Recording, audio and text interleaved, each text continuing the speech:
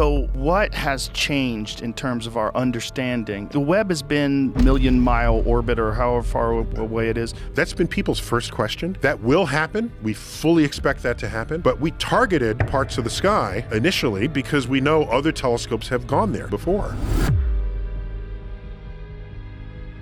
Neil deGrasse Tyson, in a captivating interview with Joe Rogan, has revealed groundbreaking new discoveries from the space community. Voyager 1, which has been exploring space for decades, recently made a startling find. Usually known for identifying familiar celestial bodies and space objects, Voyager 1 has now detected over 500 unknown entities for the first time ever. This discovery has sparked immense curiosity and raised questions about what lies beyond our planet. What are these mysterious objects, and could they redefine our understanding of the universe? Join us as we bring this shocking revelation to light. Voyager 1, a remarkable spacecraft and the first man-made object, had journeyed about 24.7 billion kilometers away from Earth, 15 billion through space, far beyond the solar system, and had entered interstellar space. For its several years of journeying through space, it has been used to collect useful data and monitor activities that are going on in the extraterrestrial environment. Voyager 1 has been used for several studies, like studying the weather, magnetic fields, and rings of the two gas giants, Jupiter and Saturn. It was also the first spacecraft to provide detailed images of the moons. NASA says its Voyager 1 probe, the most distant human-made object in the universe, is sending usable information to Earth again. Everything was going as normal as the Voyager continued to send back useful data, detecting and studying interstellar particles around it, until it started detecting something new. These new detections will change everything you knew about spacecraft and leave you shocked. To understand why these directions are abnormal, you need to know that Voyager 1 was mainly designed to study the outer solar system and the interstellar space that lies beyond the Sun's heliosphere. It communicates through the NASA Deep Space Network, DSN, to receive routine commands and to transmit data to Earth. It is not built to detect large objects like meteoroids or asteroids, because it does not have the kind of system required for such imaging, and its sensors cannot locate solid objects that are in space. Unlike satellites and other unmanned spacecraft that are close to Earth, Voyager 1's instruments were designed to measure particles, fields, and plasma that are at a closer range and not physically see or image solid objects. Although earlier in its travel through space, while the Voyager had not crossed beyond the solar system, it was able to detect solid objects like moons and planets and even detect signs of geological activities. This is because of the imaging and scientific instruments that were designed in it for detecting celestial bodies when they came into close contact. It does this by analyzing the reflection of light, rays, and other signals. Having journeyed far beyond the solar system of planets and moons, and now in interstellar space, it is now very much less likely to encounter the usual planetary bodies. If it ever were to detect something like an object in this interstellar space, it would be really strange, as it is unexpected to detect objects resembling moons in a place so far from the planetary system. And that is why what we are about to unravel in this video will leave you shocked. Recently, American astronomer Neil deGrasse Tyson has revealed in an interview with popular podcaster Joe Rogan that there are some intriguing events going on with Voyager 1. The spacecraft has detected some unknown objects in interstellar space. He said hundreds of unknown objects were detected to be passing by its path. The objects were mysterious, and NASA, for a while, were unable to find out what those objects were. Like we pointed out earlier, Voyager 1 was primarily designed to study planetary atmospheres, magnetic fields, and cosmic rays, focusing on detecting specific patterns of charged particles and low-energy cosmic phenomena in interstellar space. Hence, detecting such a number of objects passing by its path has to be the most mysterious event ever. It has left the whole world, including space and science enthusiasts, questioning what may really lie beyond the planets. NASA in August 2024 confirmed this unusual detections, and it stirred even greater interest in the scientific community and even normal space fans. The unusual occurrences are definitely surprising and have triggered conversations on what Voyager 1 has encountered in its journey. NASA confirmed that Voyager 1 had detected around 300 unidentified objects in interstellar space, an event that changes the history of its many years of activities beyond the solar system. The recent discoveries have brought a big question mark to their intended expectations of Voyager 1's activity in interstellar space. Neil Degrasse in the interview revealed this with a sense of great surprise and confusion on his end too. He said the unknown objects were about 500 m, casually passing by the spacecraft's path. It is nothing like has ever been seen, studied, or analyzed from the probe. Nothing it has ever detected or signaled back to Earth in its 46 years of traveling through that part of space. Scientists and physicists, unable to explain the new discovery, continue to call it mysterious.